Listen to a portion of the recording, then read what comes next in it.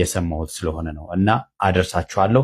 ከቻላችሁ እናንተም ለነሱ ሜንሽን አድርጉና እኔ መረጃውን በግልጽ ነግራችኋለሁ ማለት ነውና የታቀደው እቅድ ዛሬ በግልጽ እነግራችኋለሁ ማለት ነው። የተወዳችሁና የተከበራችሁ ቤተሰቦቼ እናንተ በያላችሁበት ሰላምና ፍቅር ብዝት ይበለላችሁ። ዛሬም እንግዲህ እንደተለመደው መጥቻለሁ።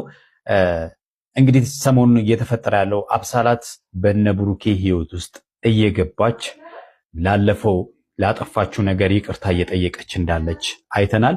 ብዙዎቻችሁ እንደውም በጣም ኮሜንት ላይ ሁሉ አይቻለሁ። ትላንትና በሰራሁት ቪዲዮ ምናልባት እንግዲህ ቪዲዮን ዛሬ ነው የለቀኩት። ትላንትና ሰርቼ ነበረ፣ በአጋጣሚ አልተመቸኝም ነበረ ፖስት ለማድረግ። ዛሬ ነው ቪዲዮን የለቀኩላችሁና ዛሬ ደግሞ አዲስ ነገር ሰማሁ ማለት ነውና ትላንትና ምን ብዬ ነበረ?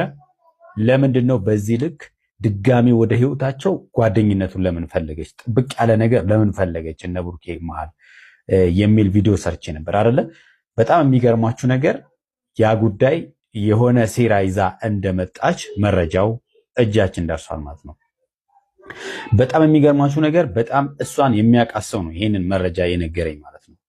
አብሳላት ወደ እነ ብሩኬ ህይወት ተመልሳ ጀስት እንደ በፊቱ ምርጥ ጓደኛ ሆና ለመቅረብ የፈለገችው በተለይ ከሃይሚ ጋር ወዳጅ መሆን የፈለገችው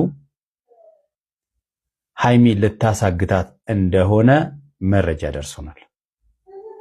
እኔ ራሱ ማመን ያቃተኝ እንዴት ብዬ ሁሉ እስከምጠይቅ ልጅቷ በፍጹም አትመስልም፣ እንደዛ የምታደርግ አትመስልም እንደምናየት ማለት ነው። በጣም የሚገርማችሁ ነገር ልጅቷን የሚያውቃት ግን ደግሞ ለምን ይህንን ጉዳይ ለነብሩኬ አልነገርክም ስለው ከነብሩኬ ጋር እንደማይቀራረብ ነገር ግን የኔን ቪዲዮ እንደሚያይ ነገረኝ። በእነሱ ላይ ቪዲዮ ለነብሩኬ ጉዳይ ብዙ ጊዜ ስሰጥ ስላየው ነው ብሎ በአጋጣሚ ነው የተገናኘ ነው ማለት ነው። ካፌ ላይ አጋጣሚ ተገናኘን፣ ያለውን ነገር በሙሉ ነገረኝ።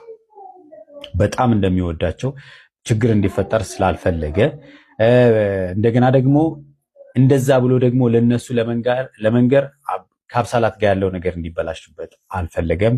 መረጃው ከሱ እንደሆነ እንኳን ከሱ እንደወጣ እንኳን እንዲታወቅ አልፈለገም ማለት ነው። እኔ ድምፁን ቀርቻለሁ፣ ግን በእናትህ ነው ያለኝ፣ እንዳትናገር ነው ያለኝ፣ በቃ እንዳትገልጽብኝ ያለኝ።